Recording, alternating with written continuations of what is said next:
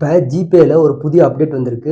இந்த அப்டேட்டில் புதுசா ஒரு ஐகான் வந்திருக்கும். அது என்னன்னா, உங்களுடைய பாக்கெட் மணின்னு ஒரு ஆப்ஷனு. அந்த பாக்கெட் மணி எப்படி செயல்படும்னு பார்க்குறதுக்கு முன்னாடி, அந்த ஆப்ஷனை கிளிக் பண்ணீங்கன்னா, உங்களுக்கு 2 ஆப்ஷன் வரும். ஒண்ணு வந்து நீங்க அந்த பாக்கெட் மணியில இணைய விரும்புறவங்க எல்லாத்தையும் அங்க இன்க்ளூட் பண்ணலாம். அப்படி இல்லைன்னா, உங்களோட கியூஆர் ஸ்கேன சென்ட் பண்ணி மத்தவங்கள நீங்க இணையலாம்.